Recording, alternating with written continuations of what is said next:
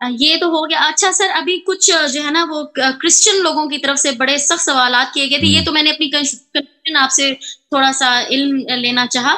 باقی یہ ہے کہ سر بڑے سخت قسم کے سوال انہوں نے کیے. سورہ محمد کے حوالے سے آیت نمبر 19 کے اوپر وہ کوشچن انہوں نے اٹھا دیا، ٹھیک ہے، بہت بڑا، کہ جو ہے بس جان رکھو کہ اللہ کے سوا کوئی نہیں اور اپنے گناہوں کی معافی مانگو. پوری وہ سورہ محمد کی آیت نمبر 19 ہے. اس میں انہوں نے نا اسپیسیفائی کر دیا اپنے گناہوں کی معافی مانگو. ظاہر ہے اللہ تعالیٰ آقا دو جہاں صلی اللہ علیہ وسلم کو فرما رہے کہ اپنے گناہوں کی معافی مانگو، مومن مردوں اور مومن.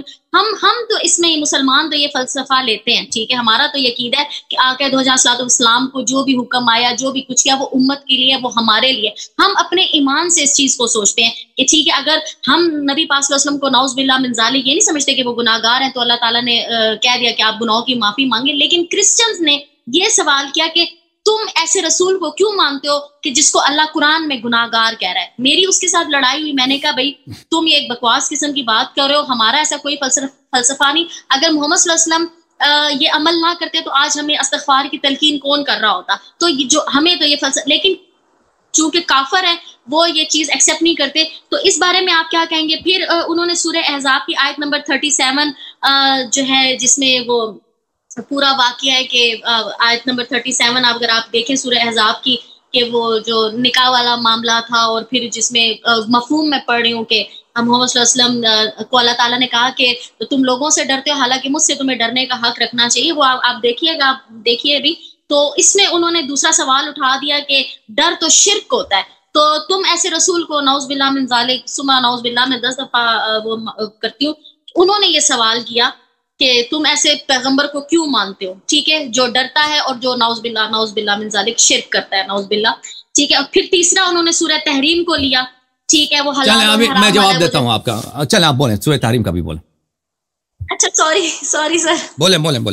جی بتائیے. تو اس میں عصمت انبیاء کے حوالے سے یہ تھوڑا سا آپ یہ جو ہے نا یہ بتائیے. دیکھیں قرآن مجید، یہ دیکھیں قرآن مجید میں بہت سارے آیات ہیں کہ ان سے رسول صلی اللہ علیہ وسلم مقصود نہیں ہیں، دوسرے لوگ مقصود ہیں، ٹھیک ہے نا. اور یہ جیسے آپ مثلا آپ کسی شخص سے کہتے ہیں لیکن کوئی اور مقصود ہوتا ہے. مثلا آپ گھر میں کچھ افراد ہیں جو بدتمیز ہیں، ٹھیک ہے نا، یا کسی کئی جگہ گئے ہیں کوئی بدتمیز، آپ ان کو نہیں کہنا چاہتے کہ آپ لوگ بدتمیز ہو. آپ اپنے بیٹے جو بہت ہی باادب ہے کہتا ہے کہ باادب رہو بھائی، بلند آواز سے بات نہ کرو، اور تم جو ہے مثلا ہر جگہ اپنی نظر نہ دوڑاؤ. لیکن آپ کا مقصد یہ کہ دوسرے سن لیں. مقصود یہ نہیں ہوتا کہ یہ آپ کا بیٹا اس طرح ہے، یہ تو بہت ہوتا ہے، ٹھیک ہے نا. قرآن کریم میں اس طرح بہت زیادہ ہے. اس سے مراد رسول اللہ صلی اللہ علیہ وسلم نہیں ہے، وہ بہت واضح. مثلا سورہ مبارکہ یونس میں فرمایا فَإِن كُنْتَ فِي شَكٍّ مِّمَّا أَنزَلْنَا إِلَيْكَ، اگر آپ کو شک ہے ان آیات پر جس کو ہم نے آپ پر نازل کیا ہے تو کیا کرو، فَاسْأَلِ الَّذِينَ يَقْرَؤُونَ الْكِتَابَ، تو یہود نصارہ سے پوچھ لینا.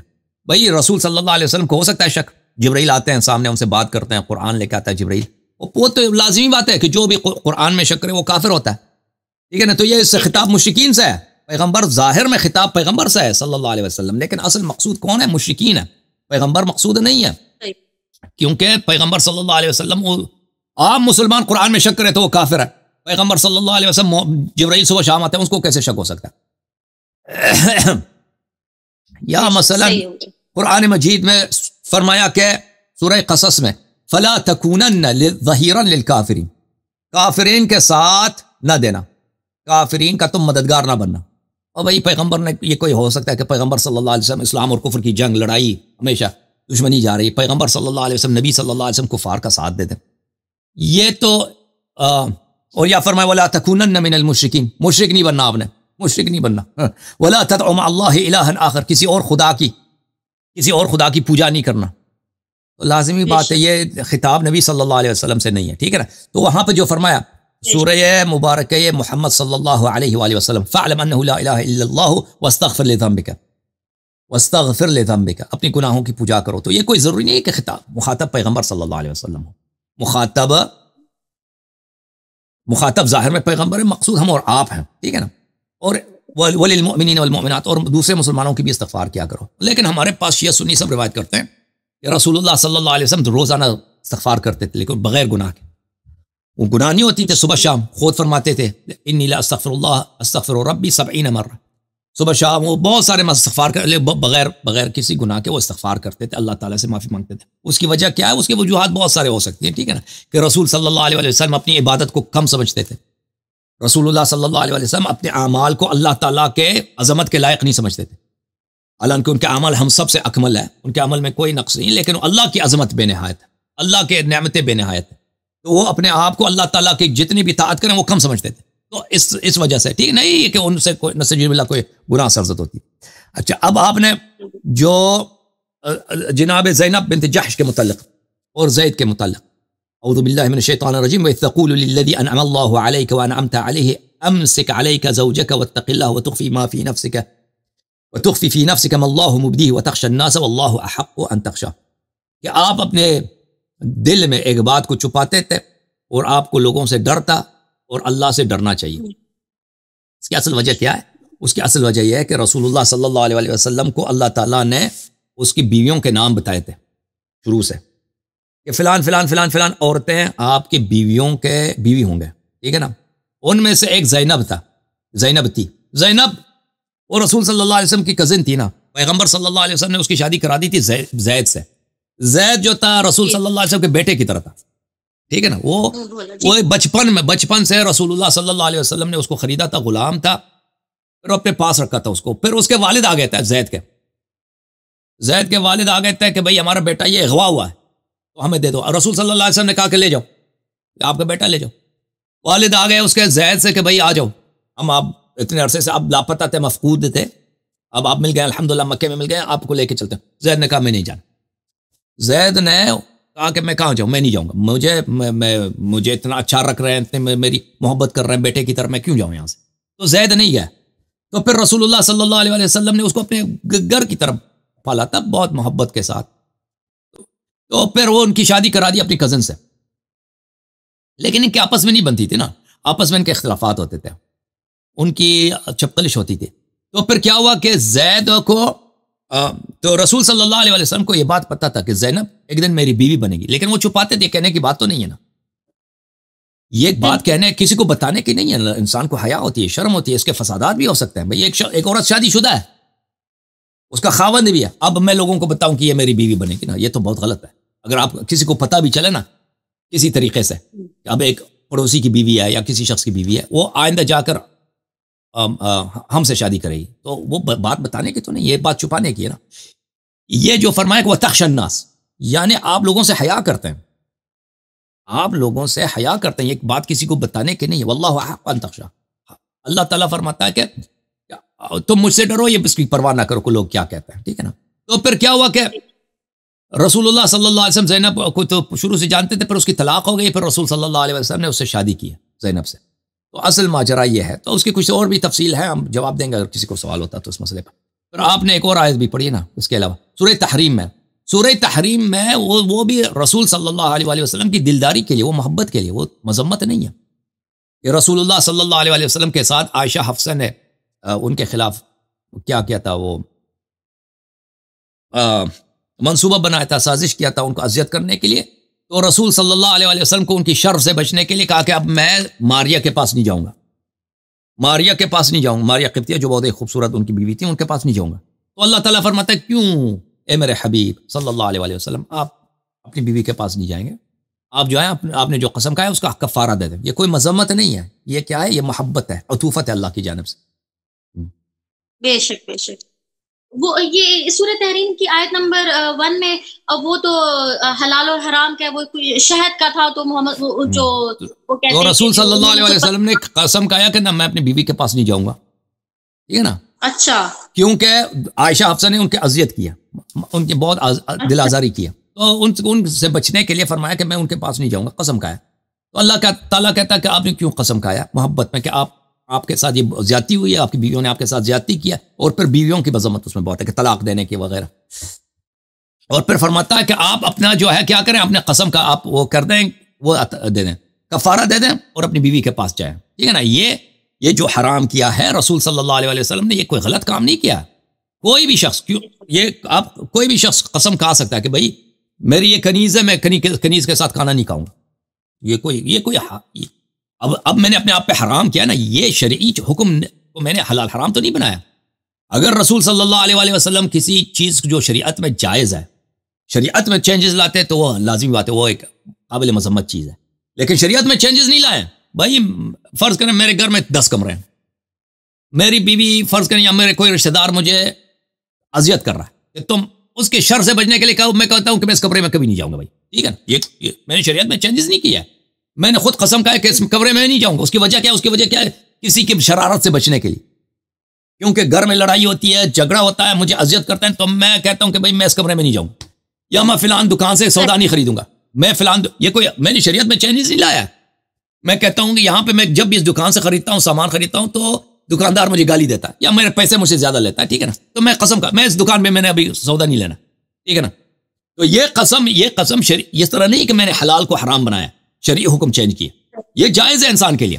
تو رسول اللہ صلی اللہ علیہ وسلم کو ایک گھر میں ان کی 2 بیویاں عائشہ حفصہ، ان کے ساتھ جھگڑا ہو، لڑائی، منصوبے بنانا کہ تو ماریا کے پاس نہ جا، ماریا قبطیہ رضی اللہ عنہا کے پاس جاتے ہیں، نہیں جانا بند کرنا، ٹھیک ہے نا. تو ان کے شر سے بچنے کے لیے رسول صلی اللہ علیہ وسلم کہتے ہیں اب میں اس کے پاس نہیں جاؤں، ٹھیک ہے نا، نہیں جاؤں. یہ نہیں کہ انہوں نے شریعت میں چینجز لائے، تو انہوں نے اپنے حق درگزر کیے. جیسا میرا حق ہے کہ میرے گھر میں 10 کمرے ہیں، میں جس کمرے میں مرضی جاؤں، لیکن اگر کسی کے شر سے بچنے، لڑائی سے بچنے کے لیے میں کہتا ہوں اس کمرے میں نہیں جاتا، یا میں کسی بھی دکان سے سودا خریدوں، کپڑے خریدوں نا، لیکن اگر کہیں لڑائی یا جھگڑا ہے تو میں قسم کھاتا ہوں کہ اس دکان سے نہیں لینا. تو اس طرح میرا حق ہے، یہ کوئی حرام نہیں. لیکن اگر کسی اس قسم کو توڑنا ہو تو اس کا کیا کفارہ دینا ہوتا ہے. تو اللہ تعالیٰ اس لیے مذمت نہیں کر رہے نبی صلی اللہ علیہ وسلم کو کہ آپ نے حلال کو حرام بنایا، یہ بات نہیں ہو رہی ہے. رسول صلی اللہ علیہ وسلم اپنے ذاتی حق سے انہوں نے دستبردار ہو گئے نا، ذاتی حق سے جو ان کے لیے حلال ہے اس سے دستبردار ہو گئے. قسم کہا کہ میں یہ کام نہیں کروں گا، حالانکہ کو حق بنتا ہے ان کا. کس لیے نہیں کہ کیا یہ کام؟ کیونکہ گھر میں ان کے ساتھ لڑائی ہو رہا ہے، ان کے ساتھ گھر میں ان کو پریشان کیا جا رہا ہے. تو اس لیے اللہ تعالیٰ ان کی دلداری کے لیے، ان سے اظہار محبت کے لیے کہ اے ہمارے حبیب، آپ کو گھر میں ان مشکلات کا سامنا پڑ رہا ہے، تو اللہ فرماتا ہے کہ آپ اپنے قسم کو توڑ دیں، اپنے کنیز کے پاس، ماریا کے پاس چلے جائیں. سبحان اللہ، ماشاء اللہ. اللہ پاک کی شان دیکھیں کس طرح وہ آقا علیہ السلام کو وہ پروٹوکول دیتے اور کیسے اوپنلی کہہ رہے ہیں کہ جائیں آپ جو جانا چاہتے ہیں. تو یہ ادھر ان کا مقام پتہ چلتا ہے بی بی ماریا کا. سبحان اللہ، ماشاء اللہ.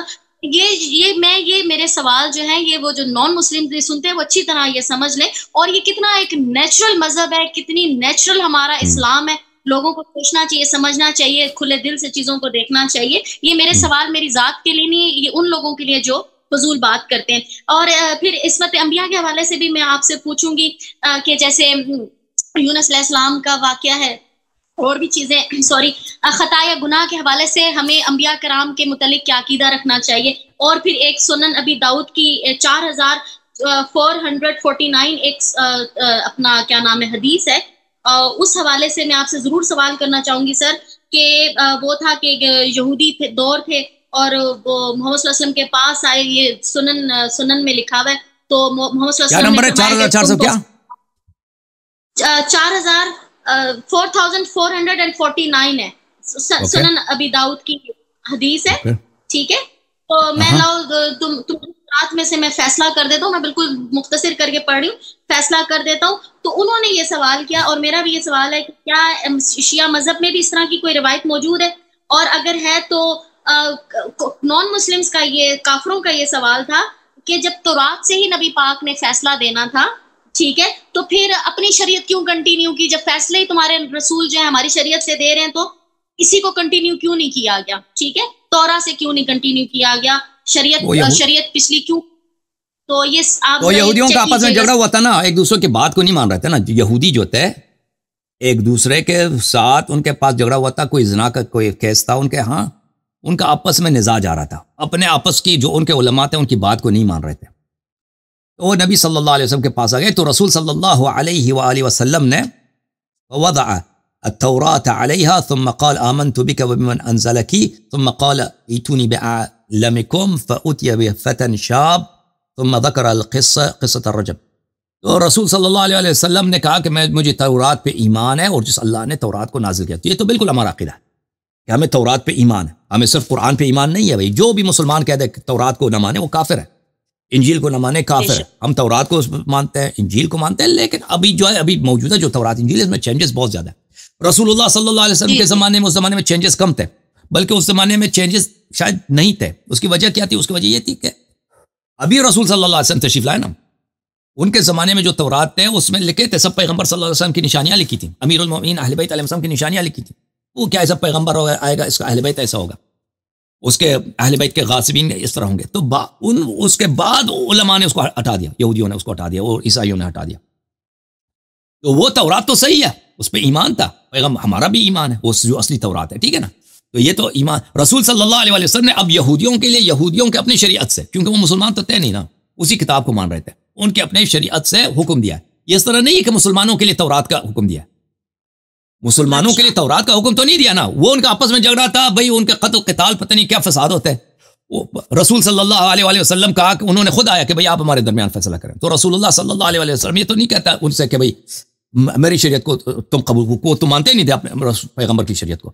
تو ان کے اپنے کتاب سے ان کو فیصلہ سنایا کہ تمہاری کتاب میں اس کا حکم رجم بنتا ہے، ٹھیک ہے. اس کے اپنے بڑے عالم کو بھی انہوں نے بلایا، تو انہوں نے بھی مان لیا کہ بھئی حکم صحیح ہے. یہ ایک مصالحہ تھا. یہ کیا تھا کہ ان کے درمیان جو فساد کا جو کنڈیشن ہے، جھگڑے کا جو کنڈیشن ہے، ان کے درمیان مصالحہ کیا جائے کہ بھئی تمہارے اپنی کتاب میں یہ لکھا ہے تم یہ کرو. اس کا مطلب یہ نہیں ہے کہ ان کی اپنی شریعت غلط ہے. تھینک یو سسٹر، اللہ آپ کو جزائے خیر دے.